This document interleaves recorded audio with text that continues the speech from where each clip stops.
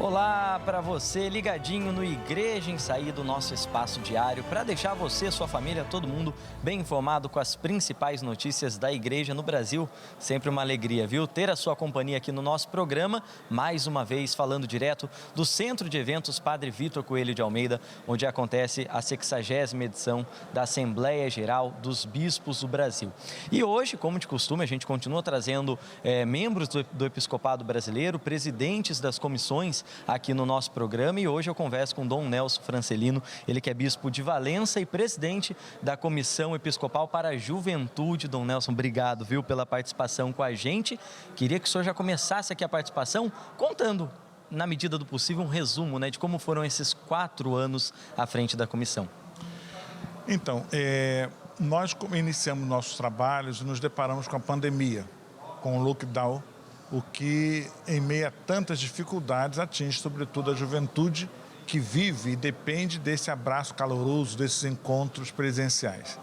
Mas a nossa juventude se mostrou muito criativa, muito proativa diante do fenômeno da pandemia.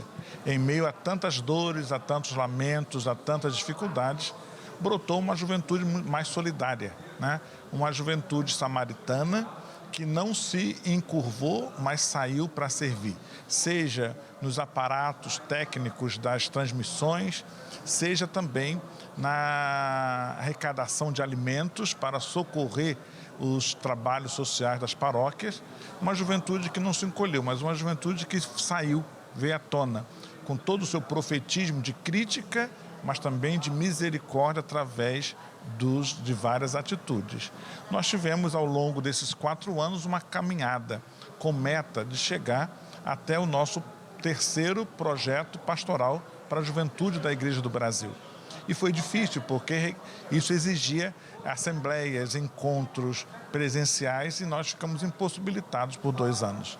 Então o nosso projeto, que tinha que sair no ano de 2020 e 2021, só conseguiu sair agora no finalzinho de 2022. Mas trabalhamos tudo isso de modo virtual, com assembleias, com encontros virtuais, DNJs virtuais, ouvindo e recolhendo as impressões da juventude, mas nós optamos em não lançar esse projeto sem um encontro presencial, e conseguimos fazer em maio do ano passado, graças a Deus, mais de 100 pessoas presentes, representando todas as expressões que compõem o setor juventude, Os jovens ligados a congregações, a movimentos, novas comunidades, as tradicionais pastorais de juventude e os grupos jovens paroquiais. E ali conseguimos coletar todos os dados e conseguimos, enfim, no final do ano de 2022, lançar esse plano nacional norteador, orientador, espelhado na Cristo Vivit e no nosso documento referencial, o documento 85, Evangelizando a Juventude, Evangelização da Juventude. E Dom Nelson, o senhor falou desse engajamento dessa juventude.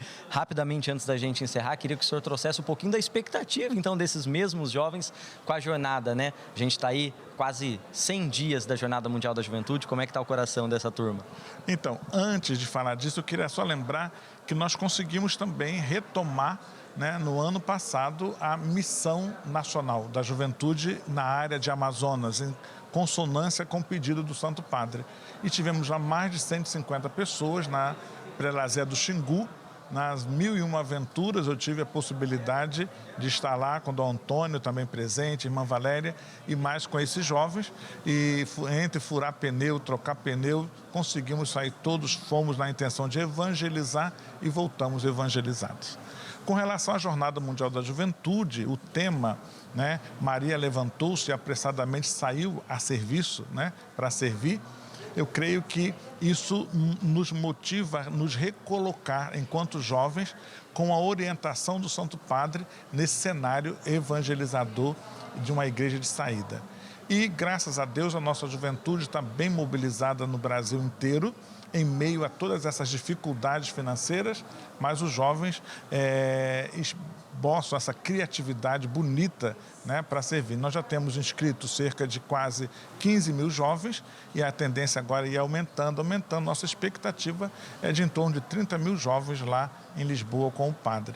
com o Papa. E estamos também organizando e movimentando, estimulando para que os jovens que por questões financeiras não possam ir, possam, enfim, na sua criatividade, trazer Lisboa para as nossas comunidades. Se Deus quiser, assim será, né, Dom Nelson? Então, obrigado, viu, pela partilha do senhor, pelo serviço do senhor com a juventude, que a gente sabe que é muito importante. Sua bênção, uma ótima assembleia para o senhor, viu? Deus abençoe, obrigado. E Deus abençoe a nossa juventude. Tenhamos uma jornada bem promissora e motivadora para todos nós.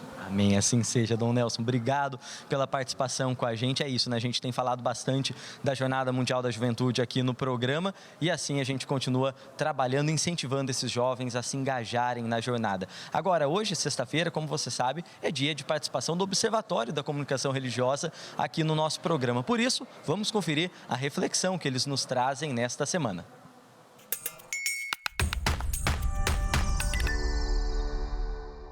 Olá! Se alguém nos perguntasse o motivo do feriado nacional de 21 de abril, saberíamos responder? Quem, afinal, foi Joaquim José da Silva Xavier, o Tiradentes, sobre o qual a história do Brasil faz memória? O Observatório da Comunicação Religiosa quer refletir um pouco sobre isso. Tiradentes nasceu em 12 de novembro de 1746, na então capitania de Minas Gerais. Naquele tempo, o século XVIII, o Brasil era colônia de Portugal. Todo o nosso ouro era explorado e nossa riqueza levada para lá. Os impostos eram insuportáveis e a população vivia sufocada. Nessa ocasião, formou-se em Vila Rica, Ouro Preto, um movimento denominado Inconfidência Mineira.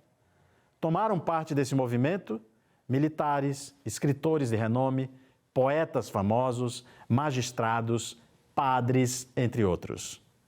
Alguns planos dos Inconfidentes eram romper com Portugal e proclamar a república, abolir imediatamente a escravatura, procedendo à fundação de uma universidade em Vila Rica, desenvolver a educação, além de outras formas sociais de interesse para a coletividade. O país vivia uma atmosfera de tensão e a população desejosa de mudança. No contexto global, os Estados Unidos se libertaram do domínio da Inglaterra. Os Inconfidentes eram motivados por esses ventos e, junto a isso, o entusiasmo dos filhos de brasileiros que estudavam na Europa e de lá voltavam com ideais de liberdade. Em março de 1789, um dos membros denunciou o movimento ao governador. Tiradentes foi condenado à pena de morte e enforcado em 21 de abril de 1792, no Largo da Lampadosa, no Rio de Janeiro. Seu corpo foi esquartejado, sua cabeça foi erguida em um poste em Vila Rica, arrasaram a sua casa e declararam infames os seus descendentes. Os ideais dos Inconfidentes não chegaram a se efetivar, mas foram lançadas sementes importantes para o que o Brasil se tornaria. Para além das controvérsias que possam haver, o movimento dos Inconfidentes alimentou o desejo de um país livre, autônomo e soberano. O Brasil é um país cicatrizado, ainda fortemente marcado pelas desigualdades sociais, pelo ódio de classe. No sentido das mudanças, nosso grande desafio é o da educação. E, sobretudo, o da educação para o uso dos meios, ferramentas e aplicativos de comunicação. A rede social dos Inconfidentes era limitada àquele período, com suas vantagens e riscos.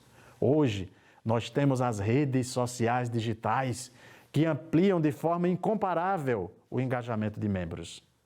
No entanto, essas redes estão sendo usadas para a manipulação das mentes, a disseminação e prática do discurso de ódio, a propagação de crimes, de ideologias racistas, xenófobas. O lema dos Inconfidentes era liberdade, ainda que tardia. É imperativo sempre a luta pela liberdade, que a educação para o uso correto e respeitoso das redes digitais seja nosso ideal e empenho. Afinal, a vida das futuras gerações e da casa comum dependerão muito do que hoje se faz nas redes sociais digitais. Como disse o nosso poeta Ivan Lins, no novo tempo, apesar dos castigos, estamos crescidos, estamos atentos, estamos vivos. Para que nossa esperança seja mais que vingança, seja sempre caminho que se deixa de herança. Reflexões sempre necessárias, né?